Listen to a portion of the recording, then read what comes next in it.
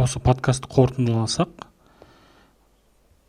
бізде тақырып мынандай болатын, Құдайға құрбандық не үшін қажет болды деген тақырып болды.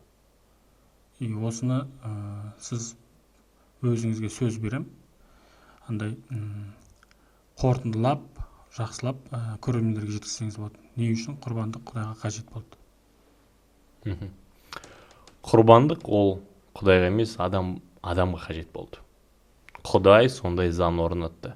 Сол заң арқылы, құрбандық арқылы адам баласы өз күнәсін, өз күнәнің құнын, қаншалықты ауырлығын ол түсінетін. То, что өлім, оның кесірінен қан төгілді. Ол өлу керек болды. И вот қан соны куәлік етеді, что сен өлуге лайықсың. Құдай осындай ережені қойды, адам баласы соны бөлу үшін қаншалықты ол күнәһар.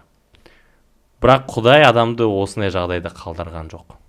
Құдай рақымды, сүйіспеншілікті болған соң, ол адам баласына құтқару жолды ұсынды. Және ол өзі құрбандық шалды.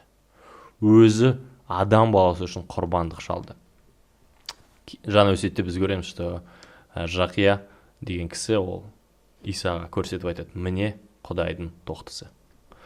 Құдай осылай өзі адамға рақымдық жолын көрсетті.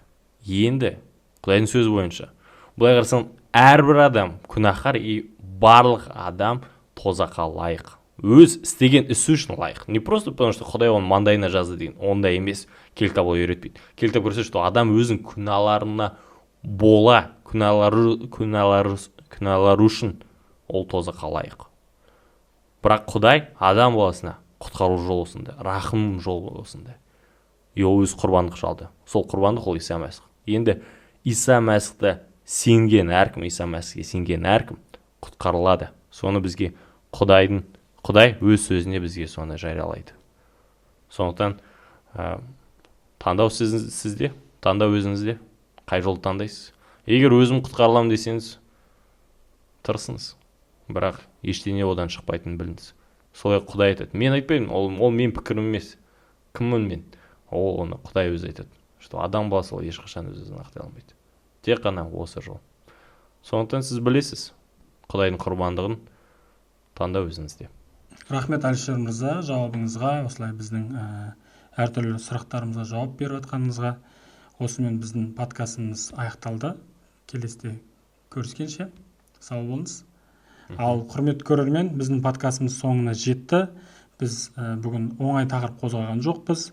Мүмкін кейбір сұрақтарға қанағаттанған шығарсыз. Мүмкін кейбір сұрақтар керісінше сізге одан ары сұрақтарды көбейтіп жіберген шығар. Бірақ ең бастысы бұл ойлану. Біздің мақсатымыз сіздерге жаңағындай бастарыңыз қатырып тастау емес, керісінше біздің мақсатымыз сіз үшін шешім қабылдау емес, сізге ойлануға себеп беру.